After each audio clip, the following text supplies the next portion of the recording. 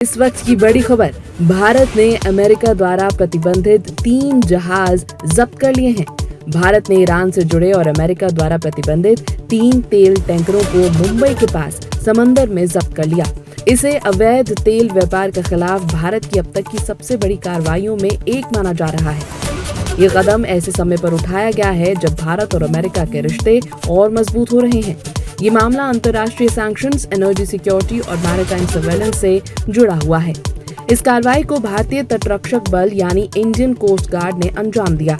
इन जहाजों के नाम है स्टेलर रूबी, एस्फाल्ट स्टार और AI जफ्जिया 1। ये तीनों जहाज अमेरिका की सैंक्शन लिस्ट में शामिल थे और ईरान की शैडो फ्लीट का हिस्सा माने जाते हैं।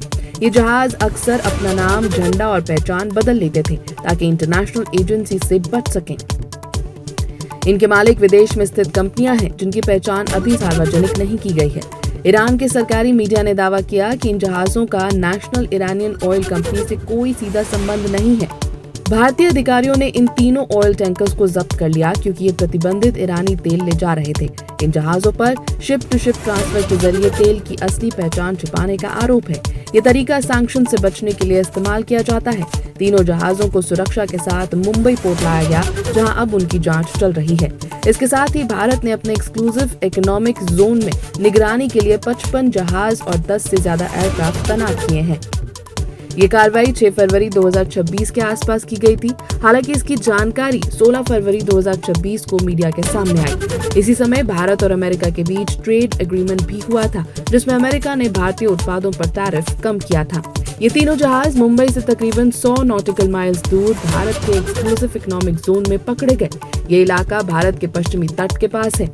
जब्ती के बाद इन जहाजों को मुंबई हार्बर लाया गया। इस कार्रवाई का मकसद भारत के समुद्री क्षेत्र को सैंक्शन से बचने का रास्ता बनने से रोकना है। ईरान पर अमेरिका और पश्चिमी देशों ने तेल निर्यात को लेकर कड़े प्रतिबंध लगाए हुए हैं। कुछ देश और कंपनियां डार्क फ्लीट के जरिए इन नियमों को तोड़ने की कोशिश करती हैं। भारत नहीं चाहता कि उसके समुद्री रास्तों का इस्तेमाल इस अवैध व्यापार के लिए हो। इसके अलावा ये कदम अमेरिका के साथ बेहतर रिश्तों और ट्रेड कोऑपरेशन का भी संकेत देता है। आपको बता दें कि इंडियन कोस्ट गार्ड ने एडवांस सर्वेलेंस सिस्टम से इन जहाजों की संदिग्ध गतिविधियों को पकड़ा। इसके बाद पेट्रोल शिप्स ने इन्हें घेर लिया और बोर्डिंग टीम ने जहाजों पर चढ़कर जांच करना शुरू कर दिया। किसी तरह का विरोध नहीं हुआ और बिना किसी हिंसा के जहाजों को अपने कब्जे में ले लिया गया। बाद में इन्हें टोइंग के जरिए मुंबई लाया गया। ये कार्रवाई अमेरिका द्वारा टैरिफ में राहत दिए जाने के बाद निगरानी बढ़ाने का नतीजा मानी जा रही है। यानी 3 अमेरिकी प्रतिबंधित जहाजों की जब्ती से भारत ने साफ संदेश दे दिया है कि वो इंटरनेशनल सैंक्शंस और मैरीटाइम लॉज का सम्मान करता है।